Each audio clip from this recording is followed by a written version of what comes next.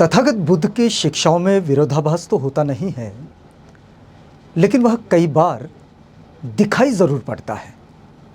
अब जैसे कि तथागत कहते हैं कि पानातिपाता वेरमणि सिक्खापदं समादियामि, अर्थात हिंसाचार से दूर रहना। लेकिन वे मांस भोजन का विरोध भी नहीं करते, तो लोगों में बड़ा भ्रम हो जाता है कि ये कैसी बात है, इसे समझे तो कैसे। अब इसमें कोई दो मत नहीं कि मनुष्य के जीवन में भोजन का जो स्थान है वो अत्यंत महत्वपूर्ण है या फिर अनिवार्य है। वह न केवल हमारी शारीरिक आवश्यकता है, बल्कि भोजन हमारी मानसिक स्थिति को भी प्रभावित करता है। बोधिसत्व सिद्धार्थ गौतम, उन्होंने जब सुजाता से खीर ग्रहण की और कड़ी तपस्या का मार्ग छोड़ दिया, तो उनकी पहली अनुभूति यही रही कि प्रत्येक जीव भोजन पर निर्भर है। भोजन के सिवाय जीव सृष्टि नहीं। और यही कारण भी है कि प्राचीन काल से ही भोजन की शुद्धता पर विशेष ध्यान दिया गया है। लेकिन समय के साथ ये बात धार्मिक आचरण से भी जुड़ी और इसकी शुद्धता अशुद्धता का मसला भी खड़ा हुआ। लेकिन इसमें शुद्धता की व्याख्या केवल भौतिक स्तर पर सीमित रह गई और व्यक्ति ने बाह्य आचरण को ही धर्म समझ लिया।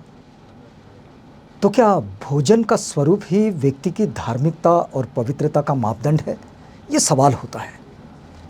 और इसी प्रश्न का उत्तर हमें तथागत बुद्ध और तपस्वी आमगंध के ऐतिहासिक संवाद में मिलता है, जो ये स्पष्ट करता है कि भोजन नहीं, पवित्र कर्म ही वास्तविक धर्म है। बाबा साहेब डॉक्टर अम्बेडकर ने यही संवाद अपनी रचना बुद्ध एंड हिज धम्मा में सम्मिलित की है।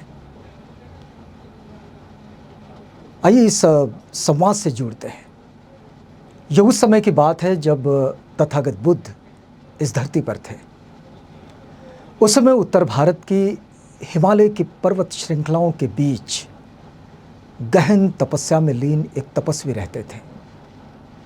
आमगंध उनका नाम। उनका तप बलशाली था और वे हिमालय की शांत वादियों में अपने अनेक शिष्यों के साथ एकांत आश्रम में निवास करते थे। वे शुद्ध और सात्विक भोजन करते, मांस मछली को पूरी तरह त्याग चुके थे। वर्ष में केवल एक बार वर्षा ऋतु से पूर्व कुछ खटाई और नमक लेने के लिए वे अपने शिष्यों समेत नीचे बसे एक गांव में आते और 4 महीनों तक वहीं निवास करते। गांव के लोग बड़े श्रद्धा से उनका स्वागत करते और सेवा सत्कार में कोई कमी नहीं रखते थे। लेकिन एक वर्ष कुछ अजीब घटित हुआ। उस वर्ष हुआ ये कि तथागत बुद्ध भी अपने भिक्षु संघ के साथ उसी गांव में पधारे। उन्होंने ग्रामवासियों को करुणा, अहिंसा और सम्यक दृष्टि का उपदेश दिया। उनके वचनों में इतनी गहराई थी, उनकी वाणी में शांति और उनके आचरण में सच्चा धर्म था। आप धम्म कह सकते हैं। गांव के लोग उनके धर्मोपदेश से, उनके धम्मोपदेश से अत्यंत प्रभावित हुए और अनेक जन उनके अनुयायी बन गए। उन्होंने अहिंसा, करुणा और सम्यक जीवन का संदेश सुना और शांति के पथ पर चल पड़े।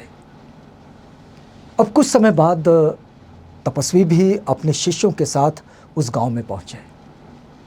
लेकिन इस बार उनके आगमन पर वो उत्साह पहले जैसा नहीं था, नहीं स्वागत उन्हें कहीं देखा, न कोई राज द्वार सजे थे।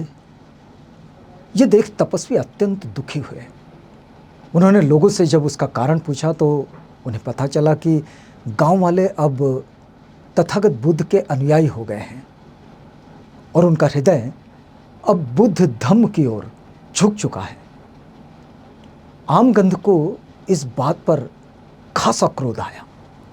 बड़े क्रोधित हुए कि बुद्ध ने मांस भक्षण का निषेध नहीं किया और उसके बावजूद भी तो उन्होंने सोचा, ये कैसा धर्म। इसी भ्रम और शंका के साथ वे स्वयं श्रावस्ती के जेतवन विहार पहुंचे, जहां भगवान बुद्ध ठहरे हुए थे। आमगंध ने वहां पहुंचकर तथागत बुद्ध के पास अपनी शंका व्यक्त की। कहने लगे, हे तथागत, जो सात्विक अन्न, जौ, फलियां, कंद, मूल, फल और हरी सब्जियां खाता है और किसी भी जीव की हत्या नहीं करता, वही सच्चा त्यागी और शुद्ध जीव कहलाता है, वही धर्मात्मा है। लेकिन आप और आपके ये भिक्खु दूसरों द्वारा पकाया हुआ मांसाहारी भोजन भी ग्रहण करते हैं। क्या ये उचित है? क्या यही पवित्रता है? आप तो उस भोजन को भी आमगंध नहीं मानते जो पक्षी के मांस के साथ पकाया गया हो। क्या ये धर्म के विपरीत नहीं? मैं जानना चाहता हूं कि आपके अनुसार आमगंध आखिर क्या है। यह एक महत्वपूर्ण, ऐसा प्रश्न जो बिल्कुल महत्वपूर्ण प्रश्न है, और वो केवल तपस्वी का नहीं है, बल्कि आज के समाज के भी कई बड़े वर्ग का ये प्रश्न है।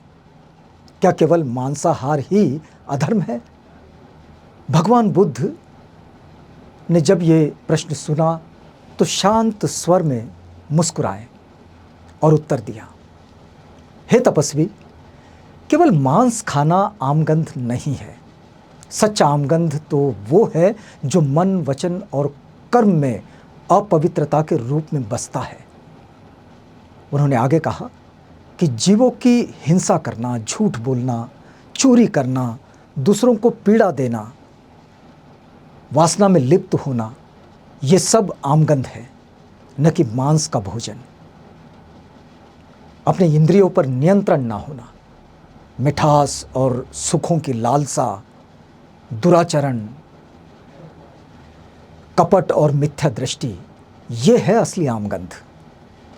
जो कठोर वाणी बोलता है, जो चुगली करता है, धोखा देता है, अहंकारी होता है, दान नहीं देता, वो सच्चा आमगंधी है।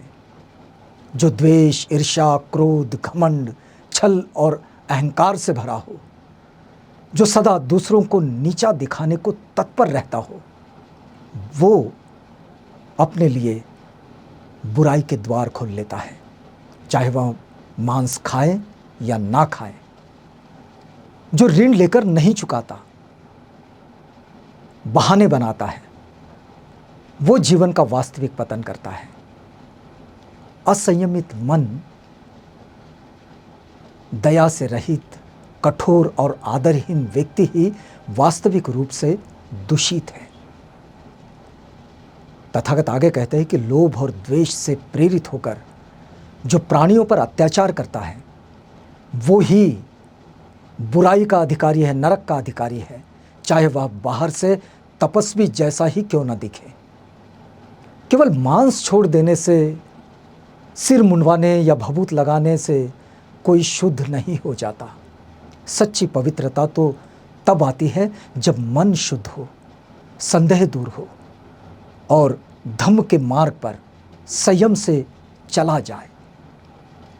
तथागत बुद्ध ने स्पष्ट किया कि पवित्रता का आधार केवल भोजन नहीं, आचरण की शुद्धता, करुणा और आत्म संयम है।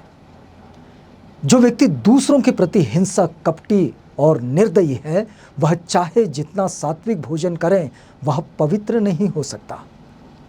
इसके विपरीत जो व्यक्ति सत्य, करुणा और सम्यक दृष्टि से युक्त है, वह चाहे जो भी खाए, वह शुद्ध ही रहता है। तथागत बुद्ध ने अंत में कहा कि जो व्यक्ति संयमी है, धर्म में स्थित है, जिसने मोह को त्याग दिया है और दुख का अंत कर लिया है, वही वास्तविक पवित्र है, वही सुगंधित है। बाकी सब आमगंध है, चाहे वे फल खाएं या मांस। ये सुनकर तपस्वी की आंखें खुल गई। बुद्ध का यह उत्तर केवल आमगंध के लिए नहीं था, वह संपूर्ण मानवता के लिए था। ये शिक्षा आज भी उतनी ही प्रासंगिक है। हम लोगों को देखते हैं कि उनके भोजन से, वेशभूषा से, बाह्य आचरण से लोग उन्हें परखते हैं, जबकि सच्चा धर्म तो भीतर की भावना, नियत और आचरण में होता है। तपस्वी ने पहली बार समझा कि केवल मांस से परहेज करने से कोई पवित्र नहीं होता। जब तक भीतर का क्रोध, घृणा, द्वेष और अहंकार जीवित है, तब तक व्यक्ति सच्चा तपस्वी नहीं बन सकता। अंतर्मन की शुद्धता से ही जीवन पवित्र बनता है। उन्होंने विनम्र भाव से तथागत को प्रणाम किया और कहा, आज आपने मेरी आंखें खोल दी। जो मैं वर्षों से नहीं जान पाया, आपने कुछ क्षणों में स्पष्ट कर दिया। और उस दिन से तपस्वी आमगंध न केवल अहिंसा के अर्थ को बल्कि सच्चे धर्म के मर्म को भी समझ गए। और उन्होंने अपने शिष्यों को यही सिखाया कि केवल अपने भोजन को नहीं बल्कि अपने मन, वाणी और कर्म को भी शुद्ध करना होगा। भोजन नहीं, पवित्र कर्मों का महत्व है। धर्म भोजन में नहीं, पवित्र कर्मों में है। और बस यही तो धर्म का सार है।